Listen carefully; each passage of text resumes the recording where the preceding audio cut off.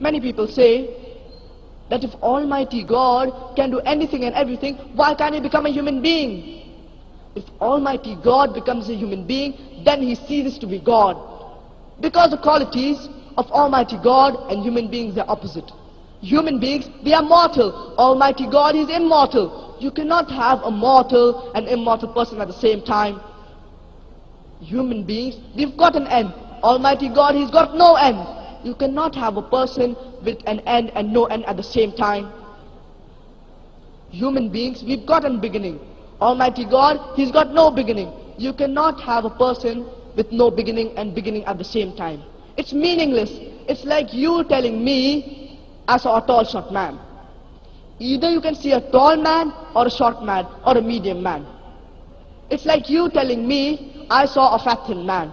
Either you can see a fat man or a thin man. You cannot see a fat thin man. We human beings, we require to eat. Allah subhanahu wa ta'ala says in the glorious Quran, in Surah Anam, chapter number 6, verse number 14, وَهُوَ يُطْعِمُ وَلَا يُطْعَمُ. And He feeds, but He is not fed. We human beings, we require to sleep, we require to rest. Allah subhanahu wa ta'ala says in the glorious Quran, in Surah Baqarah, chapter number 2, verse number 255, الله لا إله إلا هو الحي القيوم لا تأخذه سنة ولا نوم له ما في السماوات وما في الأرض. That there is no God except Allah subhanahu wa ta'ala. No slumber can seize Him, nor does He require to sleep. All that is in the heavens and the earth belongs to Him.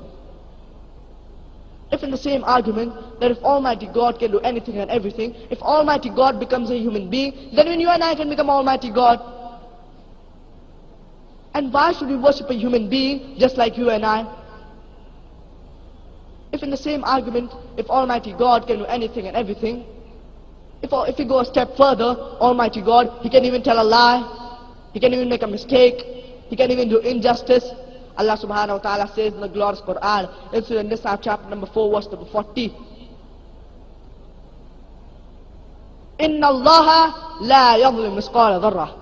Allah does not commit injustice even in the least bit. If in the same argument that Almighty God can do anything and everything, if we go a step further, that Almighty God, He can even tell a lie, He can even make a mistake, He can even forget.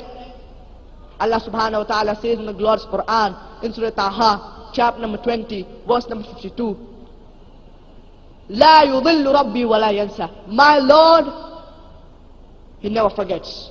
Almighty God, He never forgets.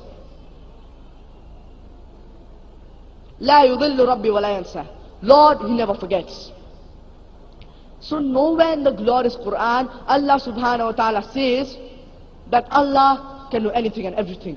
What does He say? Inna Allah ala kulli shayin qadir. For verily, Allah hath power over everything.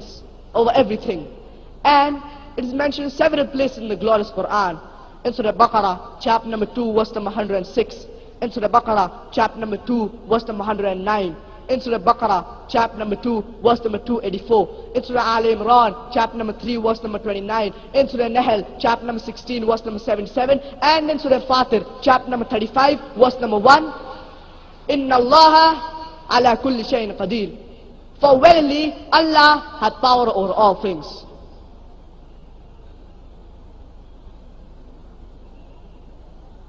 Allah subhanahu wa ta'ala says in the glorious Quran, in Surah Buruj, chapter number 85, verse number 16, Fa'alul lima yurid. Allah is the doer of what He intends. Whatever Allah intends, He can do. But He will never intend to do ungodly things, like making a mistake, like telling a lie, like forgetting, like becoming a human being. Therefore, Allah subhanahu wa ta'ala says in the glorious Quran, Inna Allah ala kulli shayin qadir. For verily Allah hath power over all things.